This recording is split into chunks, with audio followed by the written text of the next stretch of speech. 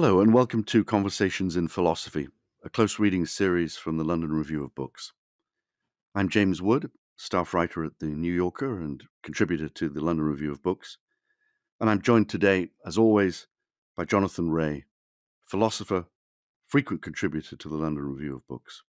And today we're discussing an essay by the English philosopher F.H. Bradley. It was published in 1876, and it's called My Station and Its Duties, and it's one of the essays in his book, Ethical Studies. Jonathan, hello. Hello, James. I was slightly worried about suggesting we tackle Frank Herbert Bradley because I think to people who don't know very much about him, he sounds like the most tedious of tedious Victorians. He led a rather colourless life, indeed an extraordinarily colourless life. His dates 1846 to 1924.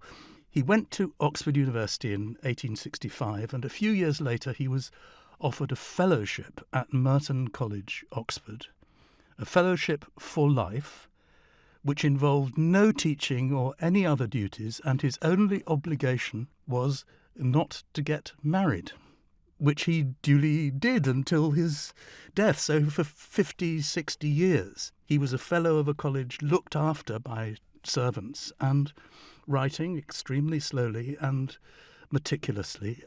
But I hope you will agree, James, actually writing to absolutely enormous effect. His prose sparkles and his ideas are unusual and interesting and still very rewarding to return to.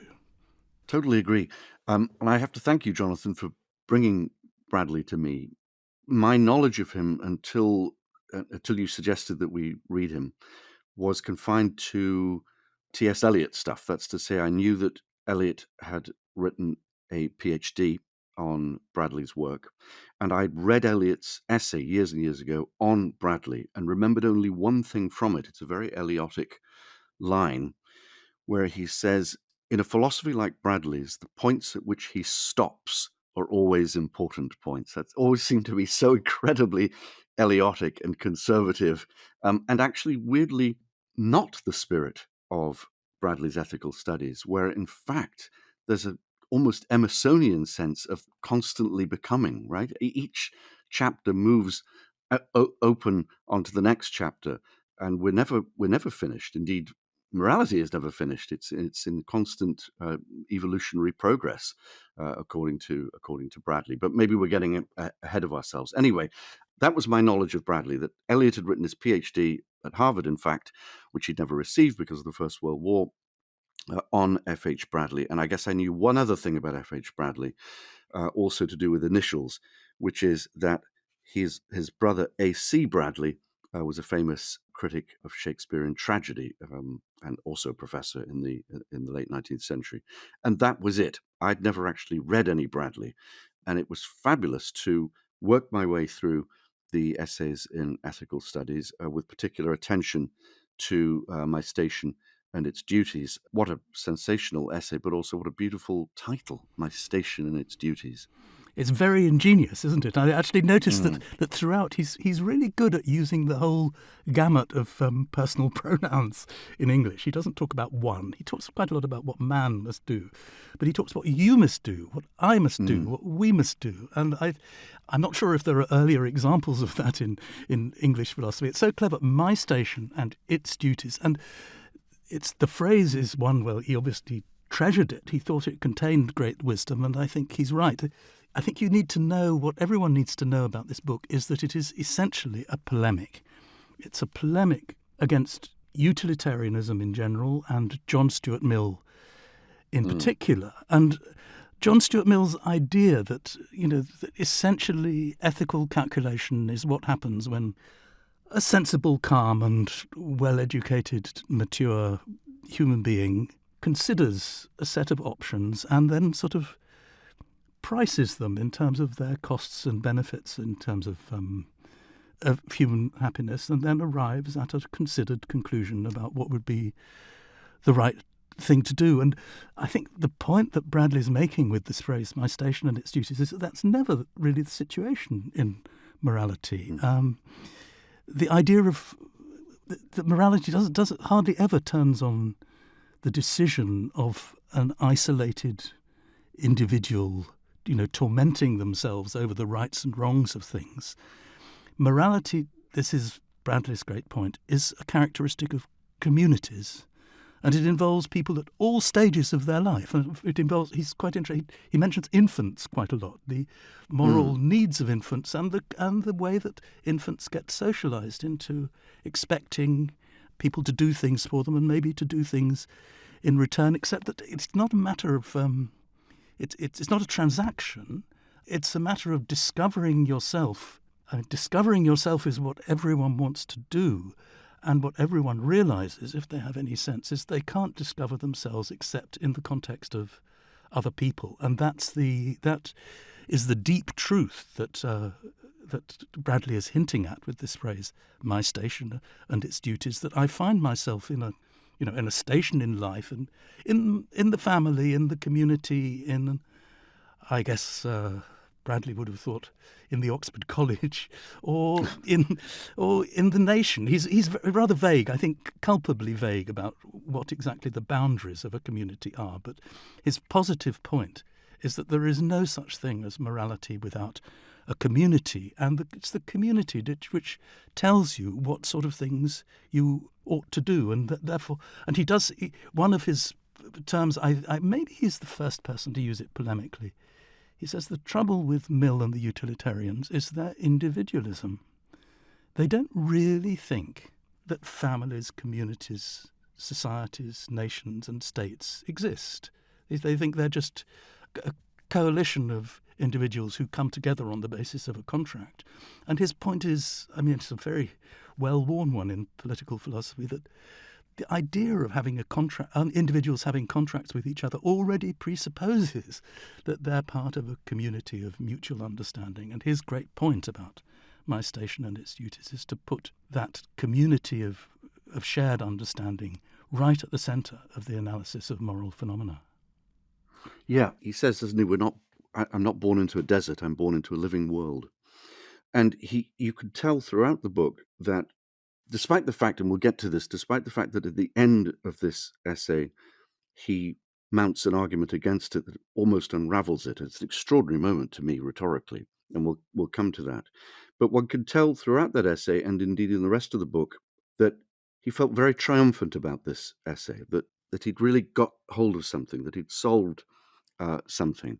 And you'll correct me, Jonathan, if I'm wrong, but it seems to me that the solution that he's excited about has to do with something that runs throughout the book, which is this idea, essentially, well, I'll put it this way, that it's essentially some conflict between the empirical and the ideal. We have our moral self, the self that we are born with and that develops through education and temperament and parents and family and all the rest of it. And we have this ideal self, which would be a sort of universal will to good. And we're aware of a disunion, right, between this empirical self and this ideal self. And indeed, I guess he'd probably say that morality is the constant working out of that contradiction between the two. But we also long to be united with that universal will. And it seems to me that he's excited in this essay, My Station and Its Duties, because he seems to be on the scent of resolving this contradiction, of finding a universal will that isn't abstract, that isn't empty, that isn't about unit costs, pleasure, but is actually filled with content and is society as a moral organism. It seems to be that he's onto something. He sort of says that finally I can realize myself as part of this universal will by understanding that I am a living person held together in a sort of web of affiliations and particularities. And despite the fact that he sort of goes against that argument later or mounts a counter argument and sees what's weak about it, I think he's still convinced at the end of the book that's a powerful and strong way station, shall we say, to use the word. It's a place to he's achieved something. Does that sound right? That does sound right, and I think he has a very good sense of the moral life as being constant tension. That there's never you can never settle into moral certitude, because there's always you can always think that things might be better in some way. Perhaps I could bring in at this point a word that I think can be quite a stumbling block for readers of F.H. Bradley, or indeed people who look him up on the internet, because the first word you will be told encapsulates his thought is idealist. F.H. Bradley is a British idealist philosopher, they will say, and perhaps he's a follower of Georg Wilhelm Friedrich Hegel.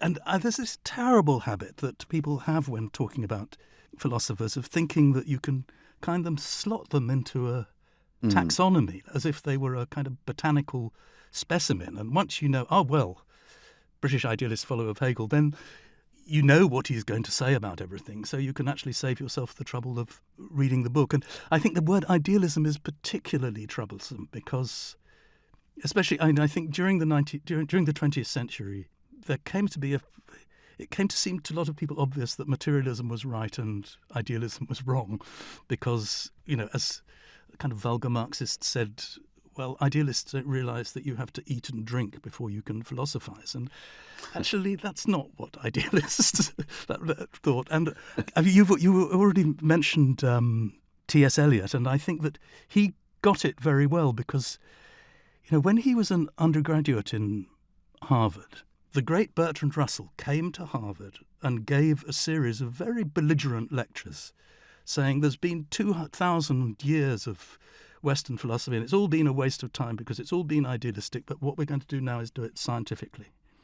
And he meant we're going to break up experience into atoms, we're going to analyse experience in atoms or atomic facts, and then we're going to build up the world out of these components. And T.S. Eliot, I don't know if he had followed the public lectures, but he certainly followed Russell's private, very small seminars. And Russell took rather a shine to him. He was impressed by this provincial American who knew everything about French poetry and Italian poetry. And Russell was kind of impressed. The feeling was not really mutual. And one of the people who Russell held in the deepest contempt was F.H. Bradley. T.S. Eliot's response was to write his doctoral dissertation, as you said, James, to write his doctoral dissertation all about F.H. Bradley. He spent 3 or 4 years really immersed in F.H. Bradley, and the thesis is actually very interesting, and it's been published fairly recently, and it's set up as a battle between Russell on the one hand and Bradley on the other. Eliot says that Russell wanted to reduce reality to separate atoms that each could be understood on its own.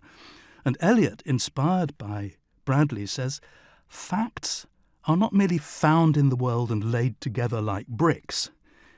Without the implication of a system in which it belongs, a fact is not a fact at all. If we attempt to put the world together again after having divided it, we are condemned to failure. And it's a wonderful, one of the best phrases. What makes a real world, says Eliot in contradiction to Russell, what makes a real world is difference of opinion. And any assertion will inevitably be an interpretation. So here is Eliot defending Bradley's idealism against Russell's supposed scientific method in philosophy. And it has nothing to do with idealism in the sense of taking refuge in abstractions or in religion or metaphysics. It's to do with, well, actually we came across it when we were talking about John Stuart Mill. Idealism is about insisting on seeing phenomena as a whole, rather than putting all your trust, as John Stuart Mill put it, in the method of detail. You need to study things as a whole. Thanks for listening to this extract from Close Readings. You can listen to the full episode and all our other Close Readings series by signing up to our Close Readings subscription. If you're listening in Apple, you can do that just by going to the top of this podcast. Or for Spotify and other podcast apps, go to lrb.me/audio or click on the link in the description.